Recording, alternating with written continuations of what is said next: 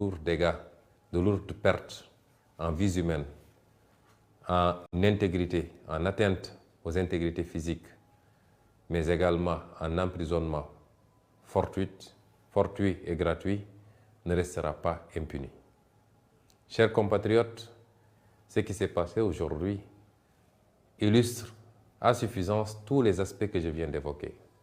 D'abord, ce qui s'est passé le matin en quittant mon domicile, où encore une fois, les forces de défense et de sécurité ont obstrué le passage pour essayer de nous imposer une trajectoire, un itinéraire, ce que nous avons refusé, allant jusqu'à heurter des véhicules de notre convoi.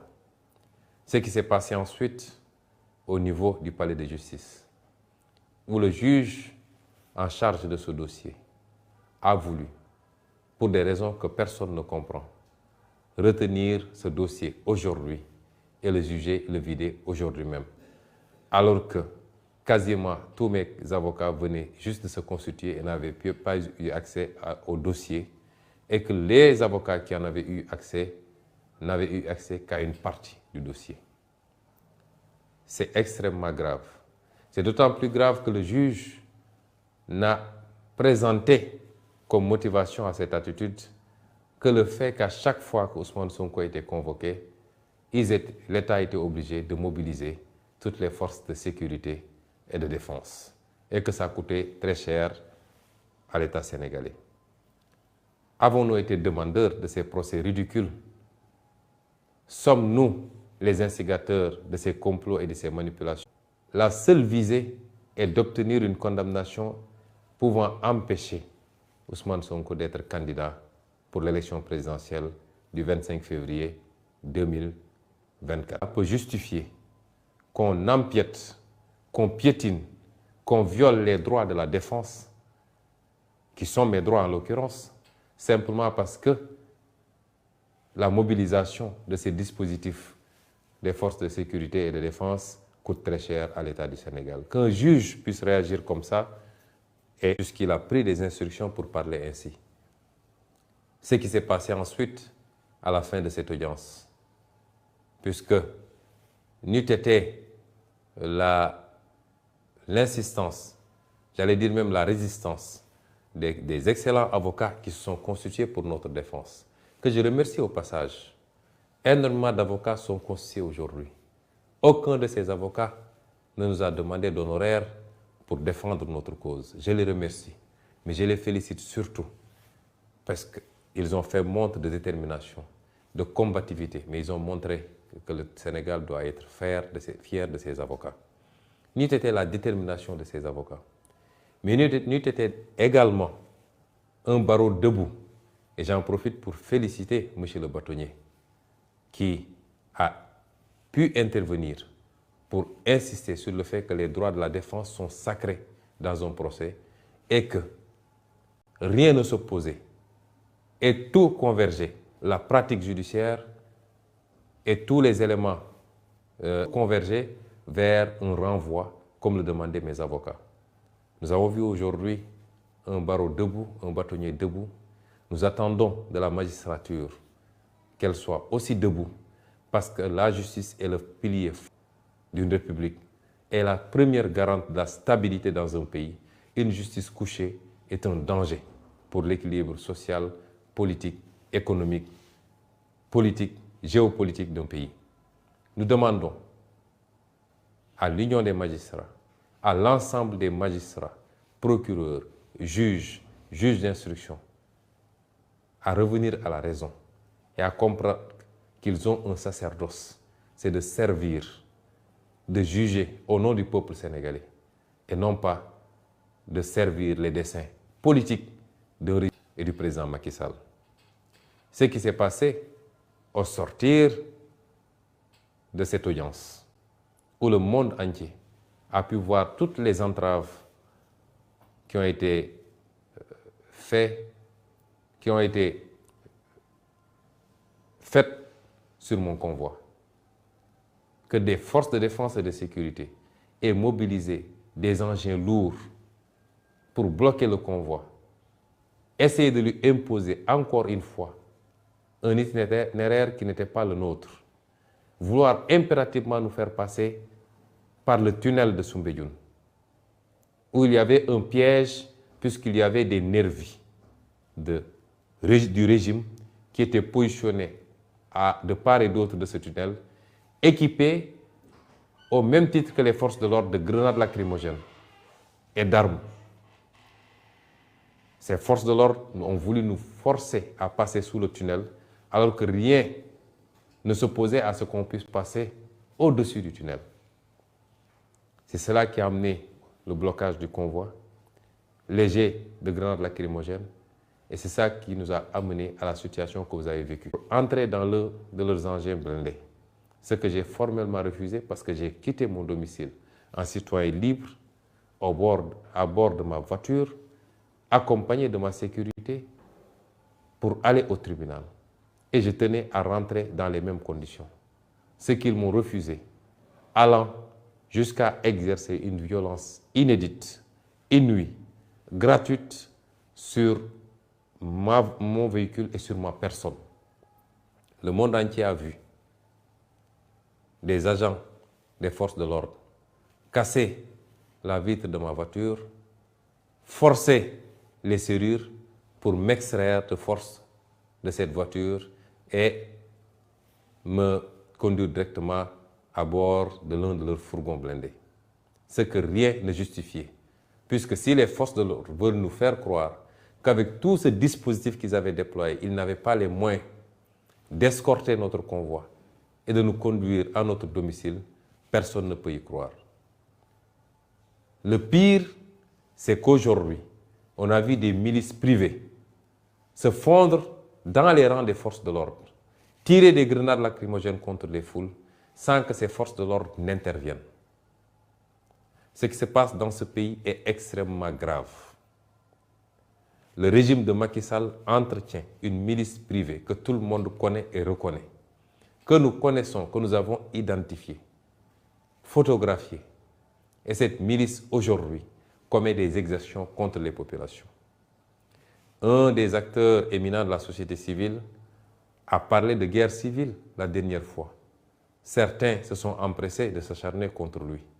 Mais le président Macky Sall nous conduit directement vers une situation désastreuse parce que personne n'acceptera de se laisser tirer comme des lapins par des milices privées entretenues par le régime du président Macky Sall.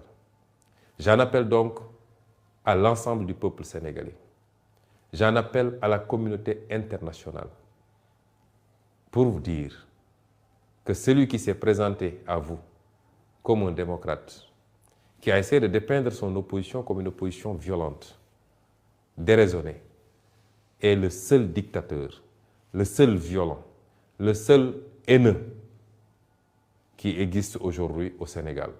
Le Sénégal est un grand peuple qui a jusqu'à présent résisté à tous les soubresauts, qui n'a jamais connu, qui n'a jamais été traversé par des considérations liées à l'ethnie, à la race, à la région d'appartenance. C'est seulement sous le régime du président Macky Sall qu'on a commencé à entendre ces discours haineux. Je veux dire à cette communauté internationale et au peuple sénégalais que cette obsession pour le pouvoir et pour un troisième mandat est en train de mener le président Macky Sall et son régime à franchir la ligne rouge qu'aucun président avant lui n'avait franchie dans ce pays. Celle-là qui nous conduit vers la destructuration du tissu social. Il est temps d'arrêter le président Macky Sall. Dès demain, nos avocats qui sont en train de travailler sur les suites à donner à tout cela déposeront certainement des plaintes, même si on n'a pas espoir, vu ce qui se passe dans la justice sénégalaise. Mais certains comportements et certains crimes ne sont pas prescriptibles. Contre tous les acteurs qui ont été mêlés à ces exactions, à commencer par le ministre de l'Intérieur, les généraux et chefs de la police qui sont mêlés à qui sont les donneurs d'ordre, les commissaires et autres commandants qui y sont directement mêlés, des plaintes seront déposées parce que nous ne laisserons pas passer de telles attitudes qui ne relèvent pas d'une police nationale, mais qui sont des attitudes de banditisme. Comment pouvez-vous imaginer qu'un grand avocat comme Maître Clédor Ciré Ly, l'un des meilleurs d'Afrique de l'Ouest, procédurier et pénaliste, ait été brutalisé, extrait de force de la voiture pour être conduit dans un fourgon blindé. Comment pouvez-vous expliquer qu'un avocat qui a plus de 42 années de barre comme Kawsu Kaba Bodian, plus de 80 ans, soit aujourd'hui brutalisé, qui ne présentait aucun risque, aucune menace pour ses forces de défense et de sécurité? Comment pouvez-vous expliquer ça? Qu'est-ce qui peut justifier ces actes gratuits de violence et de vandalisme policier sur ordre du président Macky Sall et de son ministre de l'Intérieur? Ce qui se passe au Sénégal est suffisamment grave pour alerter tous les démocrates, alerter tous les républicains, alerter le monde entier, puisque depuis des années, les droits et libertés sont piétinés. La démocratie est à l'agonie. Je féliciterai et je remercierai tous les acteurs politiques, tous les acteurs de la société civile qui se sont offusqués de cette situation, parce qu'on sort carrément du cadre de la politique. Je veux dire aux Sénégalais que nous sommes en train de nous approcher dangereusement de la ligne rouge. Et celui qui n'en est pas conscient devrait prendre conscience parce qu'il est temps. Celui qui en est conscient et qui observe en spectateur doit comprendre qu'il ne sera pas épargné si cette situation parvenait à arriver à cette ligne rouge. Je voudrais également dire qu'on ne peut pas arrêter la mer avec ses bras. Ce qui inquiète le président Macky Sall et son régime, c'est qu'il est même mal à l'aise. C'est cette déferlante humaine à chaque fois que nous sortons. Cette popularité grandissante. Je l'ai toujours dit, ce n'est pas un mérite. Et les Sénégalais ne nous suivent pas, n'adhèrent pas à notre discours et à notre projet par rapport à notre personne. Nous avons beaucoup travaillé à faire comprendre aux Sénégalais là où nous voulons aller. Ce combat pour la souveraineté, ce combat pour la dignité recouvrée, ce combat pour la réappropriation de notre destin national. C'est ce que les Sénégalais ont compris. Et c'est pourquoi ces milliers, ces millions de jeunes sortent à chaque fois pour suivre nos convois, pour adhérer à ce projet. C'est pourquoi ces milliers d'intellectuels adhèrent à ce projet. C'est pourquoi la diaspora, dans presque sa globalité, adhère à ce projet. C'est pourquoi même les forces de défense et de sécurité, qui exécutent des ordres, souvent malgré eux, adhèrent à ce projet. C'est pourquoi tous nos compatriotes africains nous suivent de très près, comprennent le discours et adhèrent à ce projet. Si le président Macky Sall pense qu'il peut arrêter cela par l'intimidation, par l'instrumentalisation de la justice, par la violence gratuite, il se trompe et il est temps qu'il revienne à la raison. C'est la dernière fois que je le dirai. Je veux féliciter le peuple sénégalais, féliciter cette jeunesse formidable et terminer par vous dire ce que je vous ai toujours dit. Nous ne vous décevrons jamais. Nous ne vous trahirons jamais. C'est au même espoir que tous les peuples du monde.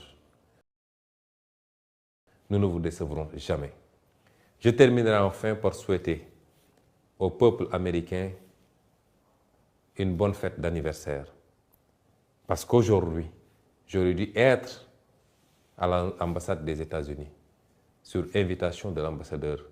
Au moment où je vous parle, j'aurais dû être à cette ambassade pour célébrer avec eux, avec ce grand peuple américain, sa fête d'indépendance. Je suis, malgré moi, sous résidence surveillée et de manière tout à fait illégale parce qu'aucun juge n'a décerné une ordonnance pour que je sois sous résidence surveillée. On me refuse tout déplacement hors de mon domicile, barricadé par des chars de combat, par des dragons, par des véhicules lourds et par des centaines et des centaines de policiers et de gendarmes. Je voudrais dire au monde entier que voilà le visage de Macky Sall et de son régime. Je vous remercie. Mbokki Sénégal, asalaamaaleykum. ñu ngi leen di nuyu di leen ziar di dellu seeg yéen ci lu gàtt rek waxtaan ak yéen ci xew-xewu réew mi.